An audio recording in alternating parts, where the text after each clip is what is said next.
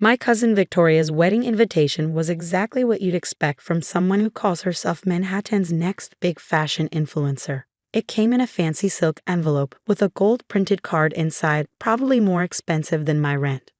Not that it mattered. 3 different relatives had already told me I wasn't really expected to come. "It's nothing personal, Sophia," my Aunt Charla had said carefully over the phone. "Vicky just wants everything to be perfect. You understand, right?" She meant that my plain shoes and simple job as a small-time seamstress didn't fit the stylish image Victoria wanted. It didn't seem to matter that I had been making clothes since we were kids, that I helped her start her first fashion blog, or that I spent hours teaching her about fabric and design. Now that she had 500,000 Instagram followers and a wedding budget bigger than most people's yearly salary, I was forgotten. I set the invitation down on my workbench right next to my sketchbook, where I had been designing ideas for her wedding dress for a year. She hadn't asked me to, but I couldn't help it. I had always designed for her, ever since we were little, playing dress-up in my mom's sewing room. My phone buzzed. A text from Aunt Charla. "Aunt Charla, Vicky's in a panic. Her designer just quit. Something about creative differences. She's freaking out. Do you know anyone who can help?" I stared at the message, thinking about the email I got 3 months ago. Victoria's famous designer, Alessandro Romano, had actually reached out to me for advice. We had been secretly working together ever since, without Victoria knowing. "The design has no soul," he had written. "Your cousin wants luxury, but she doesn't understand what that really means. You know, fabrics, craftsmanship, help me make something real." So I did. Late at night, after finishing my other sewing work, I sent in sketches. He refined them, added his signature touches, and sent them back. We created something beautiful, a wedding dress that was both elegant and artistic. But last week, things changed. Alessandro's messages became short and frustrated. "Your cousin wants changes that ruin the design. She keeps asking for random details from celebrity dresses, just copying others, with no real vision. I can't do it." I had tried to help, to suggest compromises. But Victoria had always been stubborn, especially when her online image was on the line. Now, I had a choice. I could recommend another designer, someone who would give her exactly what she wanted, a mix of copied styles made for social media attention. Or, I picked up my phone and called. "Ah, my secret collaborator," Alessandro said. "I assume you heard that I quit." "Yes. My aunt just texted me." "This wedding has become a circus," he sighed. "All for show, no real beauty. Like trying to make art with emojis." I took a deep breath. What if we show her our original designs, the ones we created together? There was silence. "Then she'll find out you were involved," he said. "She might not like that. Maybe it's time she remembers who first taught her about real design, before the fame, before she started copying trends." He was quiet for a moment. "The designs we made, they're much better than anything she asked for. But she would have to admit that her plain cousin actually has talent. Sometimes people need to face the truth." "Ha, you're braver than she realizes." I could hear him smiling. "All right, I'll come back, but only if we do this together. You have to be at the consultation tomorrow." My hands shook slightly as I agreed. After hanging up, I gathered my sketchbooks, not just the wedding dress ideas, but all the designs I had ever made for Victoria, back when she cared more about creativity than social media likes.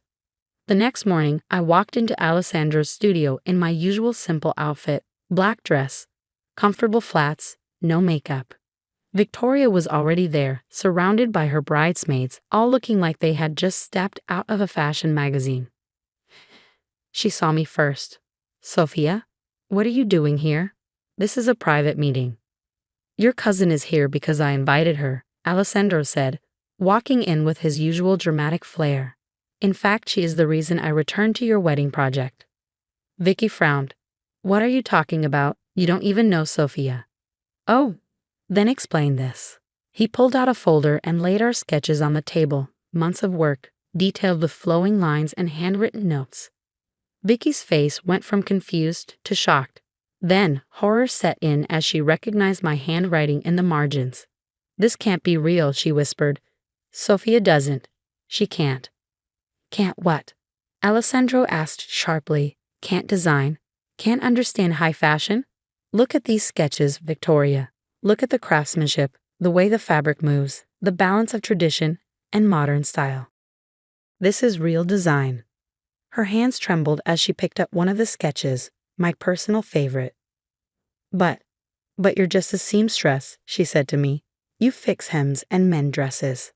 I learned to sew before I learned to draw, I said quietly, because you have to understand how something is made before you can design it. You used to believe that too, before Instagram likes mattered more than creativity. One of her bridesmaids leaned over the table. These are amazing, she said. Vicky, this is way better than those copied celebrity dresses. Shut up, Vicky snapped. This is sabotage.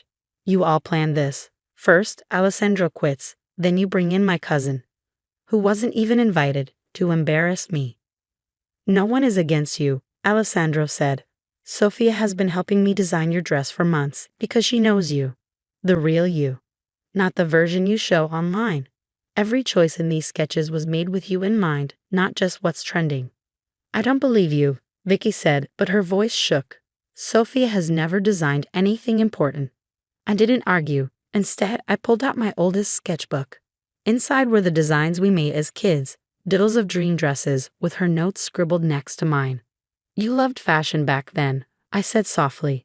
Not for the attention, but because you truly loved creating. Remember your prom dress? How we stayed up all night making sure the skirt flowed just right? She stared at the old pages, reaching out to touch them before pulling back. That was different. We were kids. This is my wedding. It has to be perfect. Perfect for who? I asked. Your followers? The magazines? Or you? She didn't answer. Alessandro gathered up our sketches. I'll give you time to think.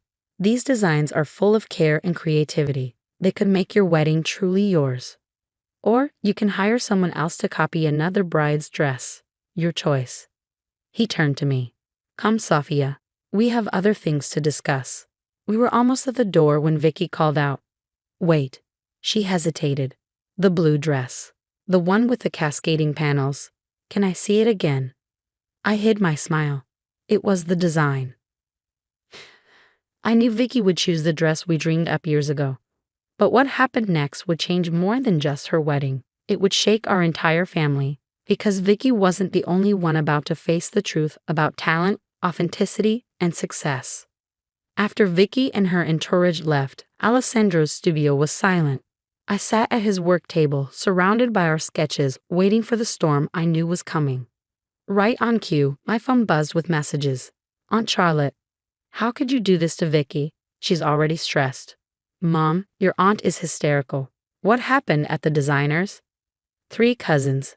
Wait, did you really design Vicky's dress? But it was the last message that made my hands shake. Grandma Rose, the family matriarch. It's time, dear. Bring Alessandro and your portfolios to my house tonight. All of them. I showed Alessandro. He raised an eyebrow. All of them. Does she mean everything? I nodded.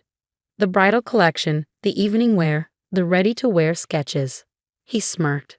Ah, so I'm not the only one keeping secrets. I had never told anyone about the designs I'd been creating for years, filling sketchbooks with ideas for my own fashion brand. Even my clients, who trusted me with their alterations, had no idea. Tonight could change everything, I whispered. Or, Alessandro prompted.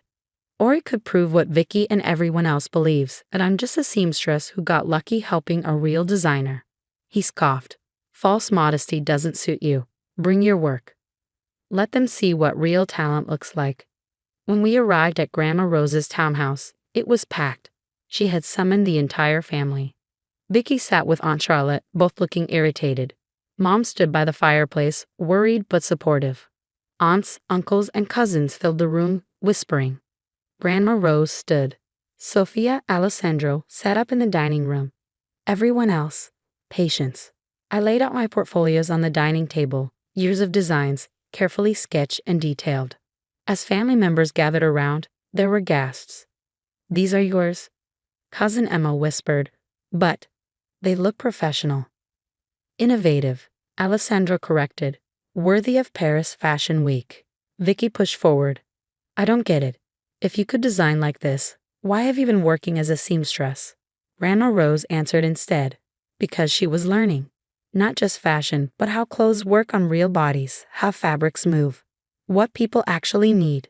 She picked up a sketch of a convertible dress that adapted to different body types. This isn't just design. It's engineering. It's understanding. Something Instagram can't teach. But Aunt Charlotte started. Enough. Grandma's voice was firm. I've watched this family ignore Sophia's talent for years because it didn't come with a fancy label. You praised Vicky's social media fame but overlooked real artistry. She turned to Alessandro. You saw it, didn't you? The first time she sent you sketches. He nodded. Raw talent, refined by real experience. When Victoria hired me, I was burned out, tired of making copycat designs for celebrities. Then I saw Sophia's work and I remembered why I love fashion. Grandma Rose pulled out a heavy envelope. Sophia, do you know what this is? I shook my head. Your grandfather's final gift to you, Grandma Rose said softly.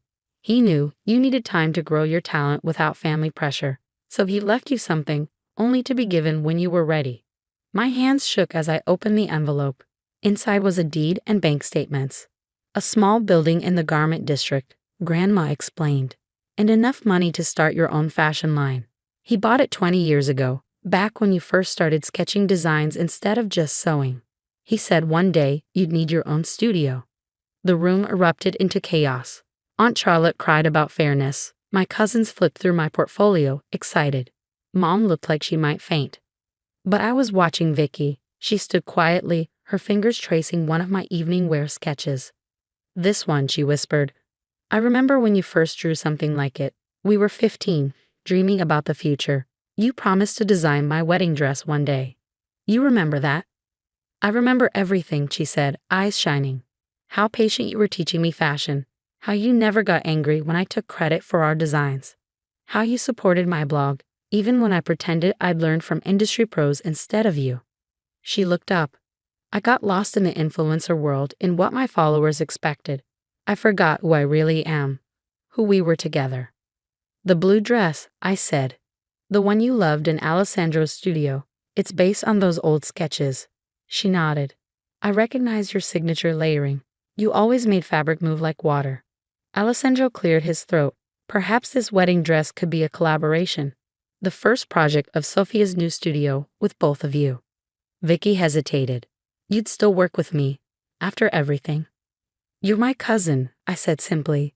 And under all the filters, you're still the girl who spent hours talking about sleeve construction and hem techniques. What followed was a whirlwind. The building needed work, but with Alessandro's help, we turned it into a real design studio.